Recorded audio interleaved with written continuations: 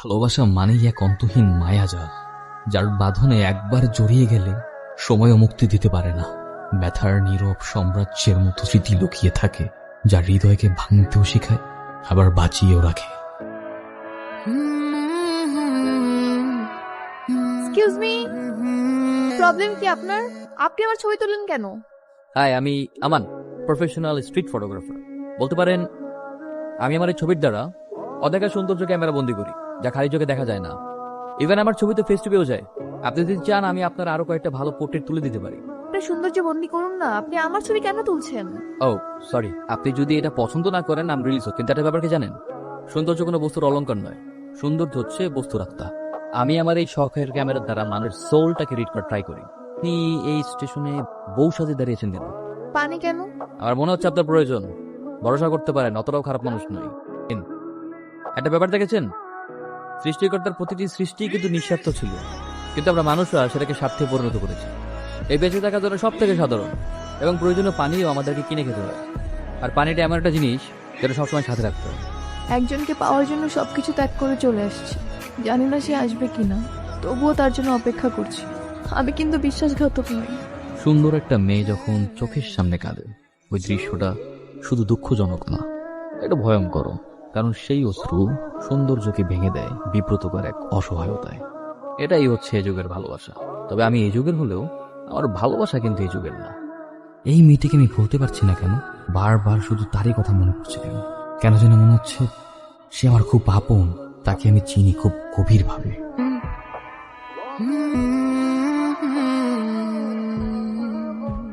এই যে, তোমার নাম কি? আমার নাম শামীম। তুমি কি আমাকে খেলতে নিবে? না, তুমি যাও। ওই দেখছিস ওর হাতে কাল দাগটা? আস্তে আস্তে কালি, এখানে বসবোই না।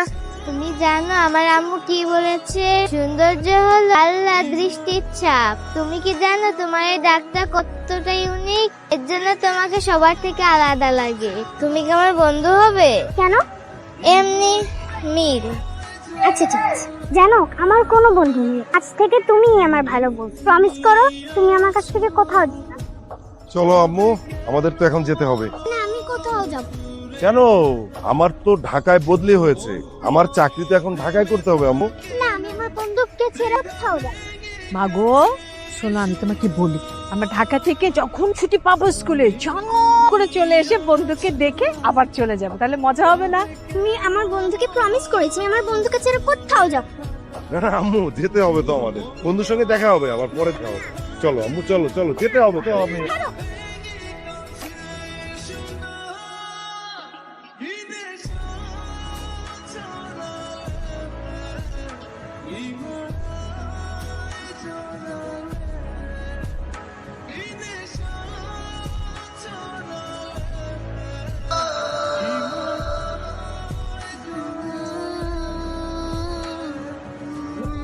আমি কোনো কথা বুঝতে চাই না, কোনো কথা শুনতেও চাই না, আমি শুধু আমার মেয়েকে ফেরত চাই, ব্যাস।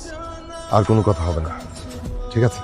আমি বলে কি যা হওয়ার তা হয়ে গেছে, আমি এগুলো কিচ্ছু বুঝতে চাই না। আমি কেন আমার মেয়েটাকে ফেরত চাই, যেন ঠিক মতো আমার মেয়েটা চলে আসবে। আরে বাবা, কান্নাকাটি করছো কেন? আমি তো চেষ্টা করছি, তাই না? আমার ধারণা যে ফেরত আসবে। অযথা কান্নাকাটি করো না তো। আব্বু আম্মু, তোমরা আমাকে মাফ করে দিও। আমি তোমাদের বিশ্বাস ভরসা নষ্ট করছি, তোমাদের কষ্ট দিচ্ছি। দেখো, কষ্ট দেওয়ার ফল পেয়ে গেছি অলরেডি। তুই যে তোর ভুল বুঝতে পেরেছিস, এতেই চলবে। আর আমাদেরও তো ভুল হয়েছে যে আমরা তোর মতামত নেইনি। এখন আর কান্নাকাটি করতে হবে না, যা হবার তা তো হয়েই গেছে। যা ভিতরে যা। যাও না, ওকে নিয়ে ভিতরে যাও।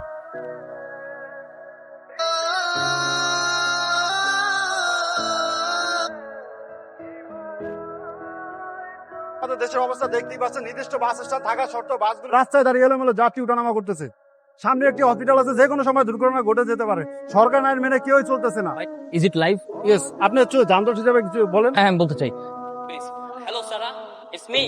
ভাই ভাই ভাই, প্লিজ আমাকে বলতে দেন না ভাই, আমার জীবন মরণের প্রশ্ন, please please please. Hello Sara, it's me Aman. Remember ওই যে যার সাথে বাস স্ট্যান্ডে দেখা হয়েছিল? স্যার, আমি তোমাকে সেদিন প্রথম দেখার পরে বুঝতেছিলাম it's you, school friend. Sir, তোমার মনে আছে তোমার হাতে সেই ইউনিক চিহ্নটা?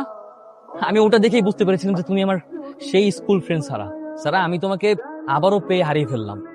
আমি তোমাকে কত জায়গায় খুঁজেছি, আই ডোন্ট নো যে তুমি এটা দেখছো কিনা। সারা, তুমি যদি এটা দেখে থাকো please. 79, thank you very much, thank you very much. Hello, hello Aman, আমি সারা।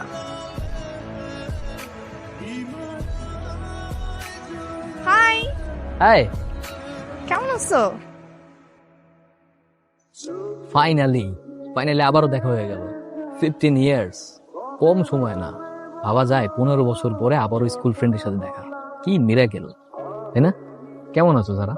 আমি ভালোই আছি, কিন্তু আমি ভাবছি তুমি এতটা ড্রামাটিক কবে হলে?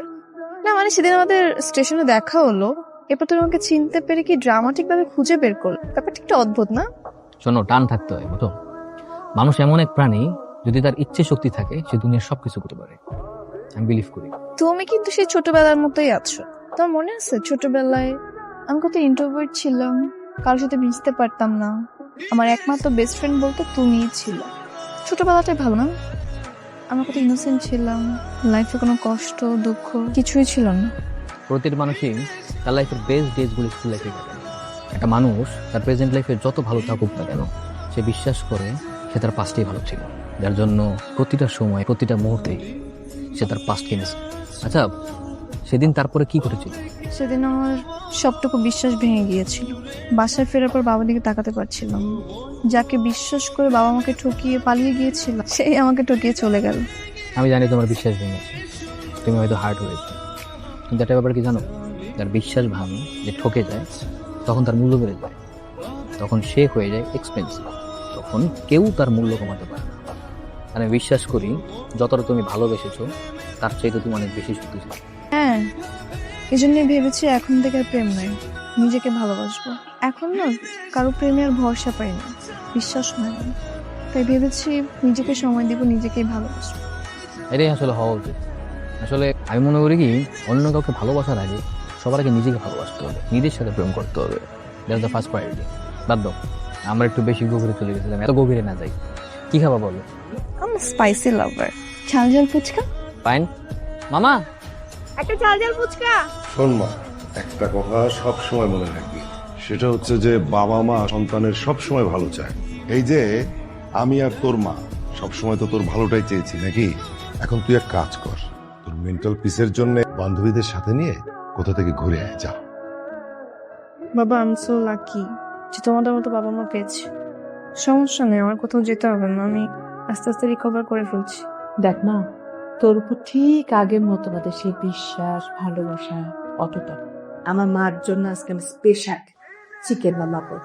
দাও দাও দাও দাও, এইটা দাও, এটা দাও, এটা দাও। তোমাকে একটু দেই। হ্যালো। হ্যালো, কি করছো? Nothing special. তুমি?